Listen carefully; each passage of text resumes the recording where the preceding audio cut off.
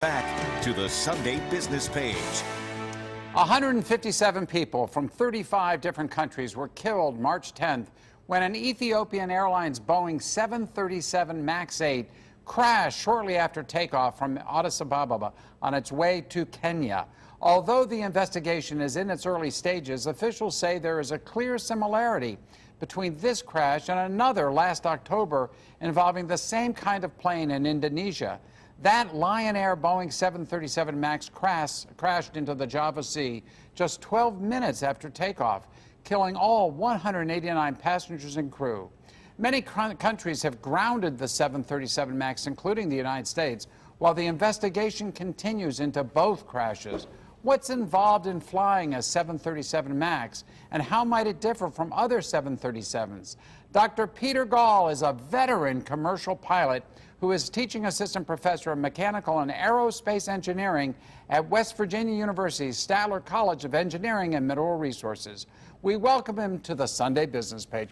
Peter, thank you, sir, for being here. Thank you, John. It's a pleasure to be here. You know, our focus today is on West Virginia University, of course, and it's good to have you here. But, of course, this is an issue that doesn't really involve WVU. It involves your expertise. I think it's amazing, actually, that WVU has a commercial pilot who also has a doctorate, who teaches and is engaged in this. So congratulations to you for that. Thank you, John. And thank you for being here with us. Thank you. How complicated is a 737 MAX to fly?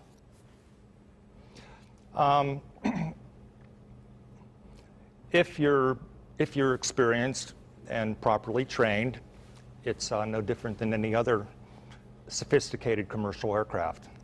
But the MAX is really the third generation of the 737. And I forget how many 737s have been built, but they never anticipated building as many as they did. And it's such a popular, possibly the most popular aircraft out there today. You've flown more than 16,000 hours for U.S. Airways, American Airlines over the years. You've flown 737s. Yes. I don't know, were you a commercial pilot when the MAX, that just came out, right? So yeah, that's a new airplane, the MAX.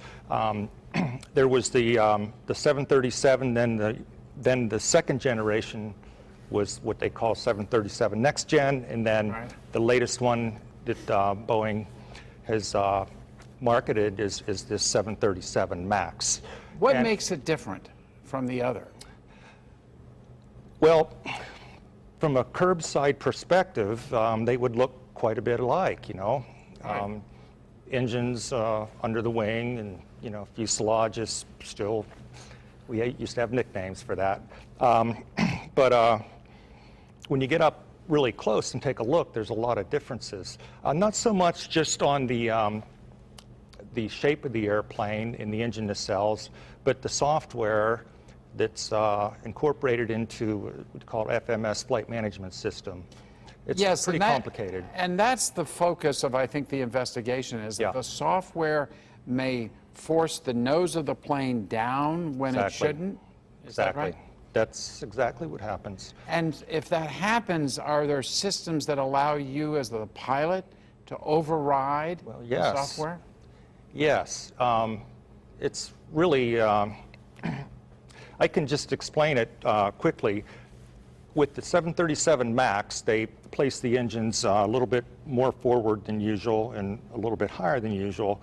So they noticed when they were doing the flight testing that the aircraft needed a little stability augmentation. Put it this way, it needed a little help when it got of attack where it's about to stall. And so because of the placement of the engines, the airline, as it would take off, could stall and then just drop it.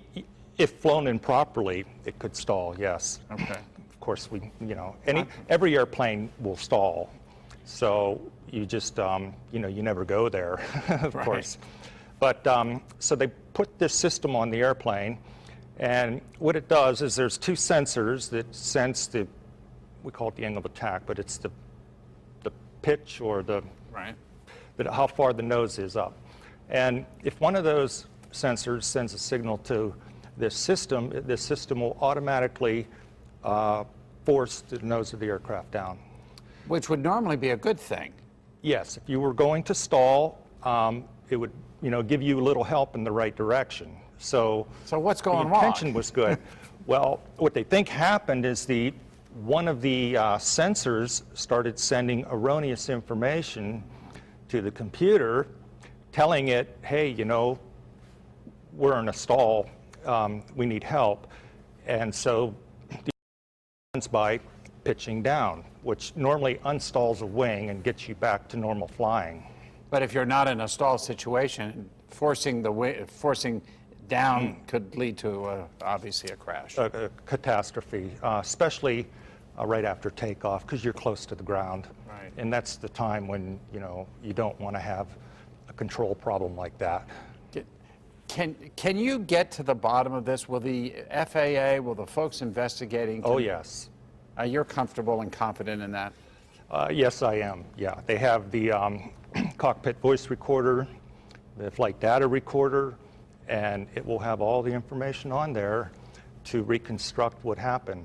I suspect they will do a very, very thorough investigation of that, and we will have answers, but they're reluctant to say too many things right now because you just want to be sure. Right.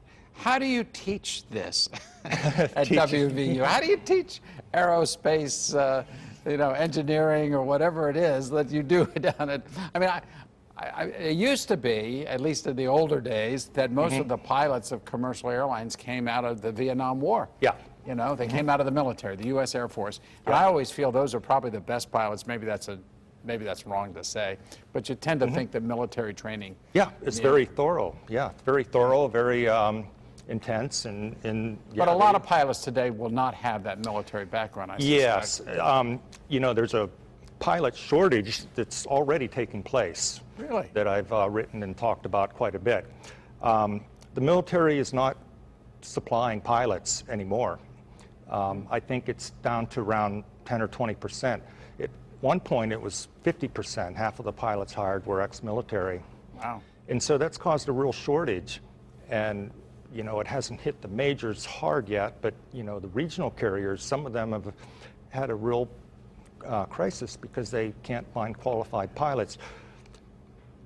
What's hard to believe about this accident is the co-pilot, I believe, had 200 hours. Yeah, that seems so low. That is low by any standard.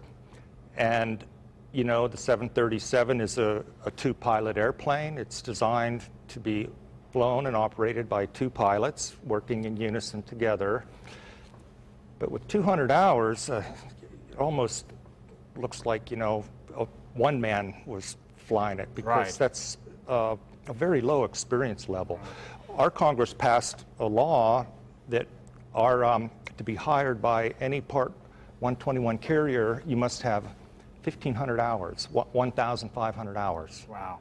That's a lot more than 200. That's a lot more than 200, and they did not have 200 in Ethiopia. Yeah. Wow.